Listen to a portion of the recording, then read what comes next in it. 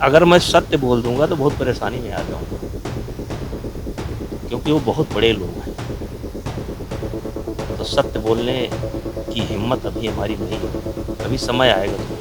अखिलेश यादव को मिला दबदबे वाले नेता ब्रिजभूषण का साथ। राम मंदिर चंदा विवाद पर बोल दी दो टूक बात। हिल गए बीजेपी के दिग्गज नेता, आखिर किस सच की ओर कर दिया ब्रिजभूषण ने इशारा। सनातनियों की आस्था पर लगी चोट तो ब्रिजभूषण ने संभाली कमान, दे डाला इस बार बहुत बड़ा बयान। सच बोलूंगा तो चोट लगेगी, बयान की छाई दिल्ली तक चर्चा। क्या कुछ कहेंगे अब मोदी शाह? ब्रिजभूषण के बयान के बाद क्या आप खुलेंगे अंदर के राज? क्यों बड़ी विपक्ष की उम्मीदें? क्या आस्था के इस मुद्दे से बदलेंगे चुनावी समीकरण? हर दल ने गढ़ाई नजर, योगी भी रख रहे नजर। जिस मुद्दे पर कुछ दिन पहले सिर्फ अखिलेश यादव सवाल उठा रहे थे, अब उसी मुद्दे पर ब्रिजभूषण शरण सिंह ने मोर्चा खोल दिया है और ऐसा बयान दिया जिसने सियासत का तापमान चढ़ा दिया। जो लोग ये सोच रहे थे कि ब्रिजभूषण अभी शांत है, वो कुछ कहेंगे नहीं, इन सबको बड़ा झटका लग गया है, क्योंकि ब्रिजभूषण ने राम मंदिर चंदा विवाद पर जो कहा है उसने दिल्ली तक खलबली मचा दी है, जबकि बीजेपी नेताओं के पैरों तले जमीन खिसक गई है, जिसने अखिलेश को भी हैरान कर दिया है। क्योंकि पहली बार ब्रिजभूषण ने अपने सख्त तेवर दिखाए,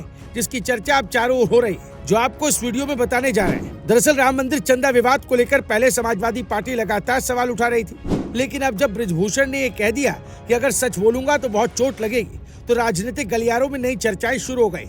सबसे बड़ा सवाल यही कि आखिर ऐसा कौन सा सच है जिसकी ओर ब्रिजभूषण इशारा कर रहे हैं, और क्या ये विवाद आगे चलकर 2027 की राजनीति को प्रभावित कर सकता है?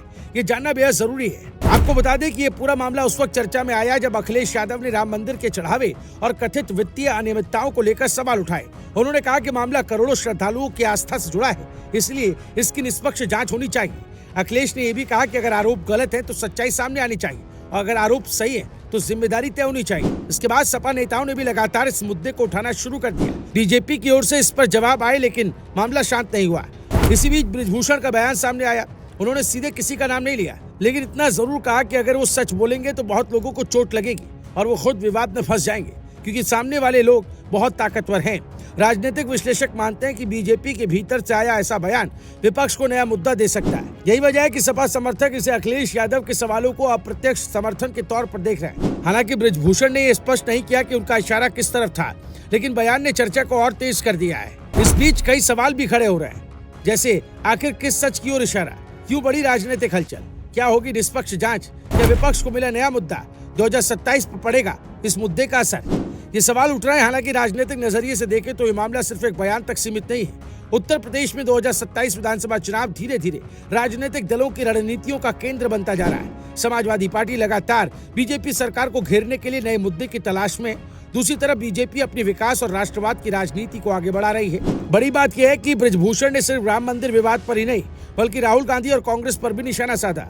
उन्होंने कहा कि राहुल गांधी की बातों को देश में ज्यादा गंभीरता से नहीं लिया जाता, लेकिन राजनीतिक जानकारों का मानना है कि उनके पूरे बयान में सबसे ज्यादा चर्चा उसी हिस्से की हो रही है जिसमें उन्होंने सच बोलने और चोट लगने की बात कही। फिलहाल राम मंदिर चंदा विवाद अब सिर्फ आरोप और जवाब तक सीमित नहीं रह गया है। अखिलेश यादव के सवाल, ट्रस्ट से मांगी गई रिपोर्ट और अब ब्रिजभूषण शरण सिंह के रहस्यमय बयान ने इस पूरे मुद्दे को नई राजनीतिक ऊर्जा दे दी है। आने वाले दिनों में जांच और आधिकारिक प्रतिक्रियाओं के बाद तस्वीर और साफ हो सकती है, लेकिन इतना तय है कि उत्तर प्रदेश की राजनीति में ये मुद्दा अभी खत्म होने वाला नहीं है। 2027 के चुनाव की तरफ बढ़ते कदमों के बीच हर दल इस बात पर नजर रखे हुए है कि आखिर ये विवाद किस दिशा में जाता है और क्या ये आने वाले चुनावी समीकरणों को प्रभावित कर पाएगा या नहीं। Bureau report, news live TV.